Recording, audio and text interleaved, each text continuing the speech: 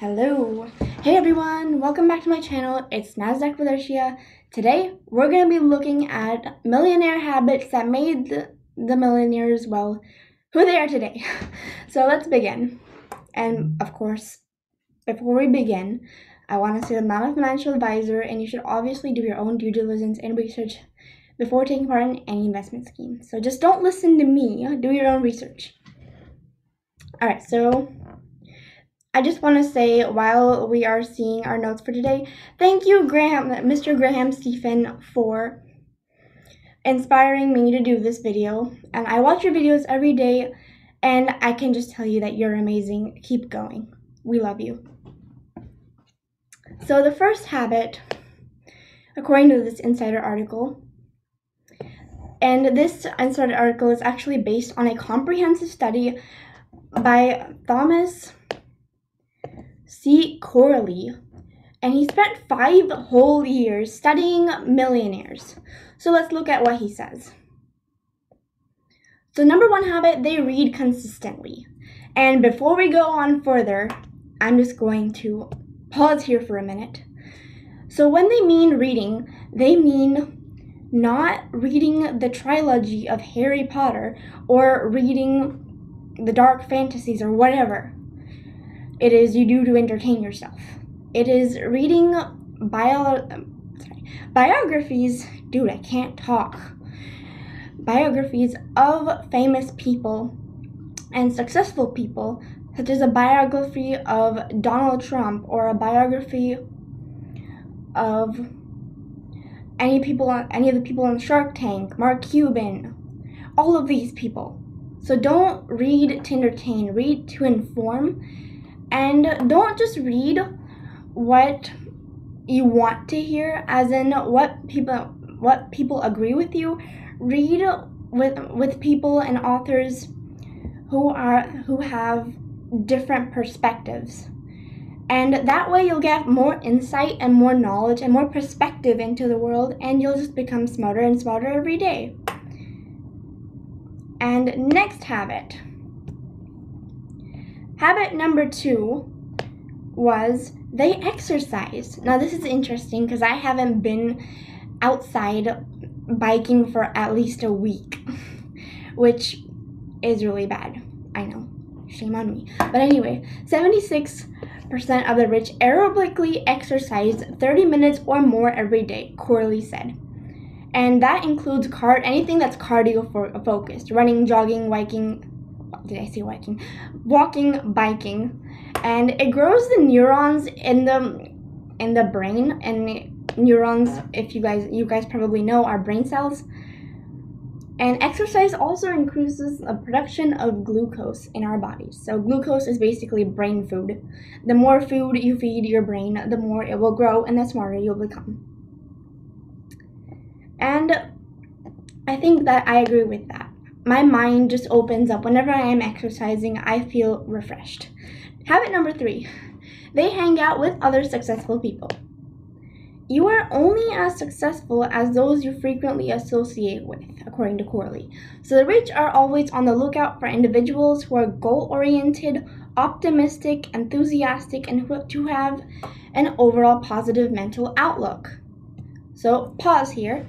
So what this basically means is that if you hang out with other rich and successful people, you will have a look and you can watch their mindsets, how they think, and you can develop habits after them, good habits, and eventually succeed better. And you can even ask them for advice, which is great. Alright, so where were we at again? Habit number 4. They volunteer. To surround themselves with good people, many self-made millionaires turn to charity. It helps them expand their network of other success-minded people, like we said before, like about 5 minutes ago, making good, success-minded friends. Habit number 5, they practice dream setting.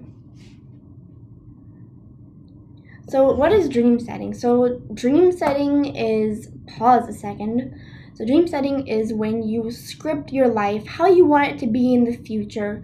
What are your goals?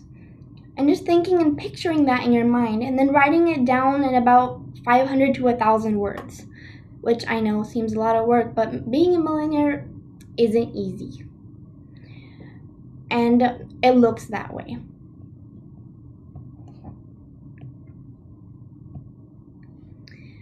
Number 6.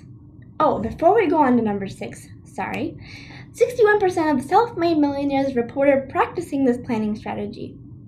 So it's all of your dreams come true on paper, and you have to follow that, no matter what. Number 6, they pursue their own goals. So they set goals, achieve, setting goals, achieving, setting goals, achieving, and the process continues. So putting your own dreams and goals and pursuing them creates the greatest long-term happiness and results in the greatest accumulation of wealth, according to Corley. So in each of these things, I will be quoting from Corley. So they define their own goals and pursue them relentlessly and passionately. And you might ask, why do they do that? So they do that because they do goals that are successful, that will make them successful, but also happy. And it'll honestly keep you motivated and keep you going forward to that goal instead of quitting or just leaving it away. And habit number 7, I can't stress this one enough, guys. I just can't. If you're a college student, then I understand you if you sleep less than 7 hours a night. So they sleep at least 7 hours a night. Sleep is critical to success, Corley wrote in his comprehensive study. Now, 89% of self-made millionaires reported sleeping 7 or more hours every night. It accomplishes so many things like memory formation. It lets your body recharge, and you wake up refreshed to start the new day. Number 8, they get up early. So nearly 50% of the self-made millionaires in Corley's study said they woke up at least 3 hours before their workday actually began. So not 1, not 2, but 3. And why do they do that?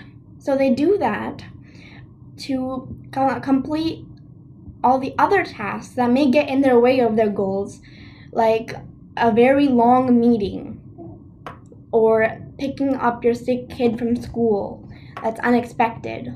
So whatever that may happen, or just going to the gym and making time for other activities. And habit number 9. This one is really important, I feel. They have multiple sources of income. So self-made millionaires do not rely on one singular source of income. And 3 seems to be the magic number. 65% had at least 3 streams of income that they created prior to making their first $1 million. Example of these supposed streams are real estate rentals, stock market investments, and part ownership in a side business. Number 10, they find and check in with mentors. So, success mentors, what exactly are they? They're not just going to give you advice, like how most people think it is, but actually, they're going to just tell you, they're just going to tell you what to do, what not to do, and they're going to really look after you.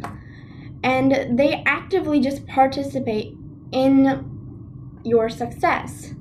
And it's really important to have one of them because they just guide you through like life that you haven't seen and off their experiences.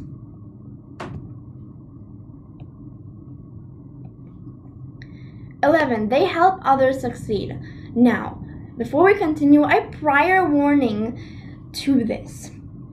You don't want to help everyone. You want to help someone that is success-oriented, positive, uplifting, and all those successful qualities that they have in them. You don't want to help just anybody because that could also be putting away your valuable time. Now, continuing. They help others succeed, and no one realizes success without a team of other success-minded people. So the best way to create your team is to offer help to other success-minded people first. 12, they're positive. And most of this is people don't realize what thoughts they are having. And awareness is key. We don't realize we're having negative thoughts unless we are aware of our thoughts. So, it's important to be aware and positive, optimistic and aware. Number 13. Habit number 13. They don't follow the herd. And that's very important in the stock market also, because Warren Buffett said that if there's blood on the streets, if there's panic, then there's an opportunity. If there's no blood on the streets, and I'm paraphrasing, by the way, I'm not directly quoting, if people are like, oh my god, this stock's amazing, without even looking at the balance sheets, you need to step back and look at that stock first. And failure to separate yourself from the herd is why most people never achieve success. So don't blend in. Create your own herd and then pull others into it. Separate yourself from the herd. Get different things accomplished. Get more better things accomplished. Strive harder.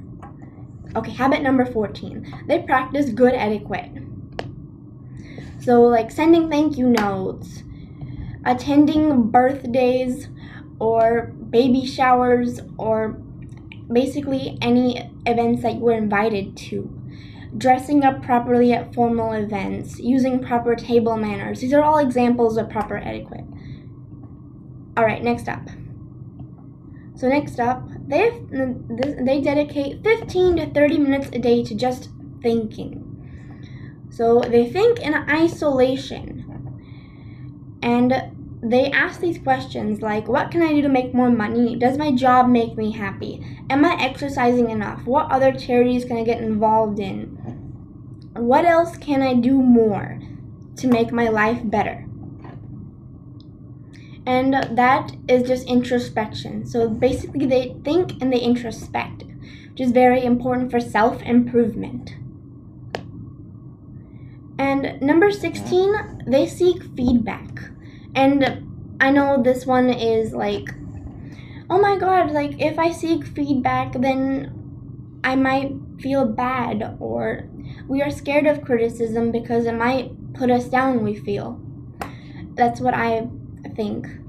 But in reality, criticism and constructive feedback is the one thing that will teach you how to be better and to succeed. It'll have all the information you need to succeed. So continuing. So fear of criticism is the reason we do not seek feedback from others, as I said. But feedback is essential to learning what is working and what isn't working, and allows you to change course and experiment with a new career or business. 17, they never, and I'm going to pause this, never, ever give up. And I know this one's like a no-brainer, like, come on, Arshia, why? We've already heard that 1,000 times. But wait, listen. You just gotta listen, okay? Self-made millionaires are persistent. They would rather go down with the ship than quit. And 1/4 of the participants in the Millionaire study said they failed at least once in their business and picked themselves right back up. The founder of Instacart has at least 17 businesses, and he just picks himself right back up and keeps going, and eventually he succeeded. If you want to be successful, you have to persist in the face of seemingly unending adversity, which sounds really hard, and it is. But you just gotta keep going, and keep going. And another three habits that I want to go over.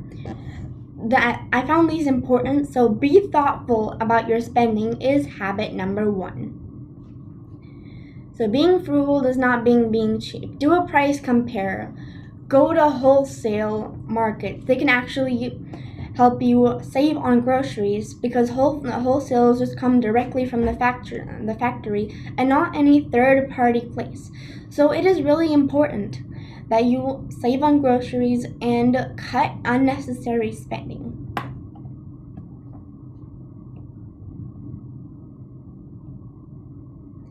Habit number 2. Save 20% or more of your income. Before we go on, I feel it should be more than 20%, definitely. At least more than 20%. It's the 20% people say is the hard minimum, which means you aren't doing that good.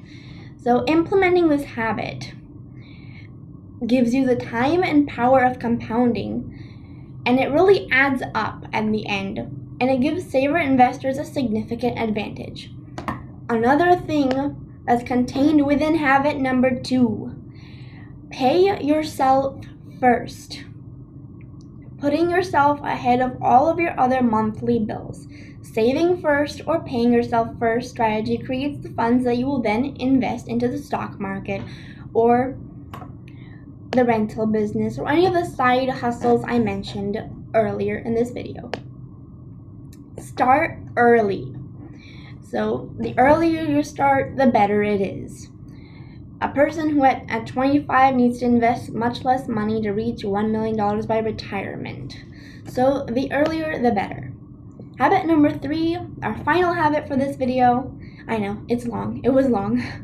Create a bucket system for savings. What we mean by bucket system is dedicate your goals. For example, your loans to one side, your savings to one side, your wedding to one side, or car to one side.